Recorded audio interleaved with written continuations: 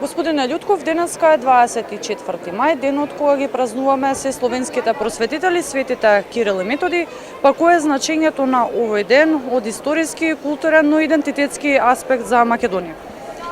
Па така, важен е не само Македонија, важен е за целиот словенски свет, бидејќи тие се луѓето кои што не описменуваат, тие се луѓето кои што го ја почнале глаголицата и така натаму, но важно е бидејќи се македонски просветители, важно е што ние како земја секоја година овде го прославуваме овој ден, секоја година одиме на гробот на Кирил и важно е што ова не е само државнички чин, не само што е туку е важен и духовен и цивилизацијски чин кој што е важен и за Македонија, но и за целата меѓународна јавност. Така, државно-црковната делегација веќе неколку денови овде во Рим, имавте повеќе активности, па што е конкретно предвидено за денешниот ден, што ќе се случува поточно вечерва овде во Рим? Така е, вечерва ќе се случува концерт на ансамблот Консонанс, кој што ќе се одржи во еден прекрасен објект овдека во Рим. Истото се случуваше и претходната година во истиот објект каде што имаше концерт Симон Трпчевски.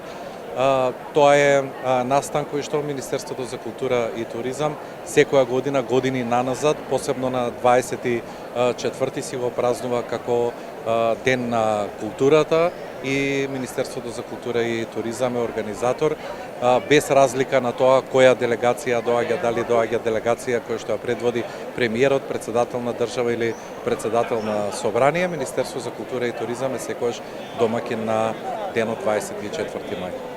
Така, колку ваквите посети сметате дека влијаат врз подобрување на односите со конкретно во овој случај Италија, колку можат да придонесат за подобрување на тој културен, туристички однос кој што го имаме меѓусебно? Што сметате дека може да научиме од Италија како една од најпознатите туристички дестинации во светот, една од најпосетуваните? Прво е многу важно да се спомне дека ние како влада и како Министерство за култура и туризам ја зголемивме присутноста на Македонија надвор од сопствените граници, го зголемивме буџетот за меѓународна соработка. Оваа година имавме и денови на македонска култура во Брисел, во срцето на Европа, и со тоа покажуваме колку Македонија е присутна со својата култура и традиција надвор од рамките на Македонија. Според мене тоа е многу важно. И ваквите настани кои што ги имаме надвор од границите на Македонија не е важно само за македонците кои што живеат овде, туку е многу важно да им ја представиме нашата култура на италијаните во овој момент.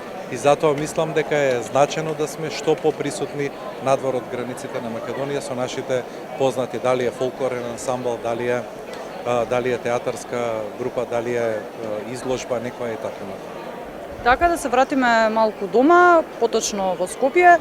Како течат подготовките за Скопје Европска престолнина на културата 2028, или подготовката на Калето, аквадуктот, меѓу другото и универзалната сала, дали ќе биде се подготвено во предвидениот рок?